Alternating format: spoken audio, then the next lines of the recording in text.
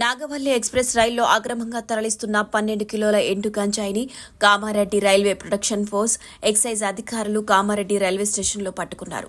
Excise CI Sampath Krishna తెలిపిన వివరాల ప్రకారం సంబాల్పూర్ నుంచి నాందేడ్కు వెళ్తున్న నాగవల్లి ఎక్స్ప్రెస్ రైల్లో ఎండు గంజాయి తరలిస్తున్నట్టుగా సమాచారంతో కామారెడ్డి రైల్వే స్టేషన్లో రైల్వే ప్రొటెక్షన్ ఫోర్స్ ఎక్సైజ్ అధికారులు తనిఖీలు చేపట్టారు.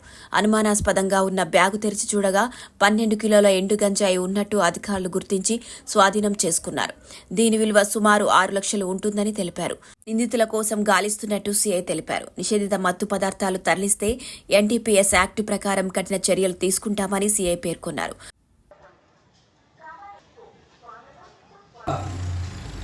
నాకు ఈరోజు నాగవల్లి ఎక్స్ప్రెస్లో ఈ యొక్క గంజాయి రవాణా జరుగుతుందనే చెప్పి సమాచారం లభించింది.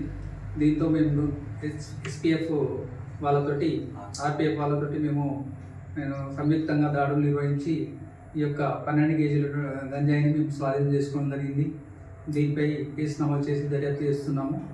ఈ విషయమై ఈ యొక్క కామారెడ్డి ప్రజలకు నేను విన్నవించే విధంగా గంజాయి సంబంధించినటువంటి ఎటువంటి సమాచారం ఉన్నచో మాకు చెప్పవలసిందిగా మేము మనస్ఫూర్తిగా కోరుతున్నాం.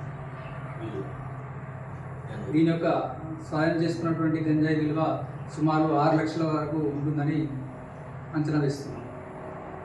Hi everybody, this is Kiriti Damaraju. Like, share and subscribe to Saira TV.